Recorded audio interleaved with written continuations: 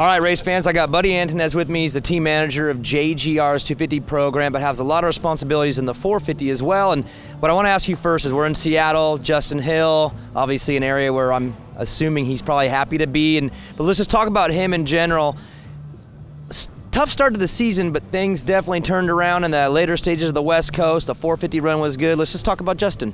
Yeah, Justin obviously didn't start out the season where I think he expected to, and us as well. Through those kind of trial races in the beginning, we made some changes to the bike.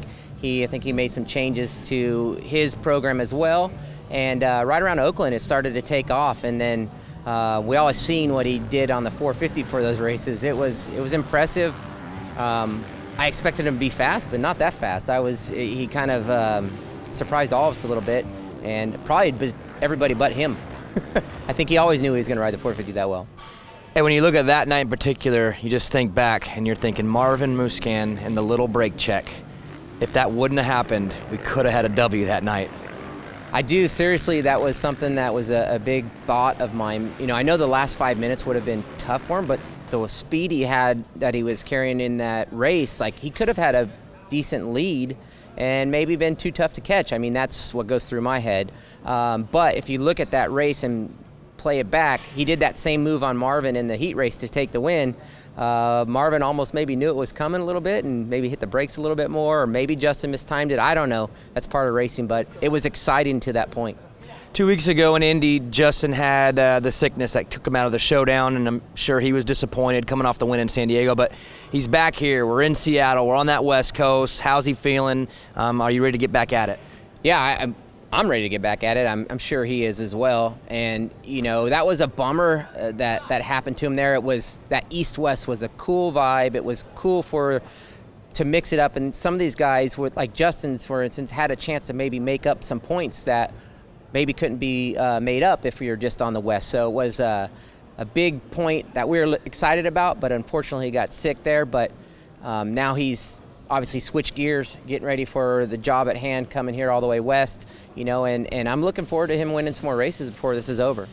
Let's talk about you a little bit. I know in the past you worked with Eli Tomac, Justin Barsha, Weston Pike, more on an individual basis, but now your role at JGR, team manager, you're dealing with a whole bunch of guys. How do you kind of manage the team, but also hold back? Because I know as an individual, you like to work with the guys and do the things that you like to do. Are you able to combine all that into one? Yeah, you know, it's tough. That was the tough juggle for me, the start of the season, you know, of having my time be correct to be able to give you at this place, get this job done for the team and everything else, then also take care of the riders. And I feel like right around Oakland, I kind of hit my stride with everything as well and putting everything together. But, you know, dealing with multiple riders in the past, it kind of prepared me for dealing with riders in the 450, 250, moving back and forth. And, you know, it ultimately helped make me be able to do the job that I needed to do to make sure the riders are ready to be on the track, prepare them for the main. A lot of stuff I do during the week, helping them with their programs. Not all of them, but the ones that want the help, that's been cool too. That's kind of been my forte. And then obviously learning from Jeremy Albrecht on the manager side is huge for me as well. And I always have him as a, you know, crutch to lean on when I need it. So, you know, the whole team and the synergy of this team this year, it's been bar none one of the best experiences that I've seen so far. Last question, most important one. Who's the best ring bearer of all time, the history of the world? Well, he goes by the name of Blair, first name Daniel, that guy.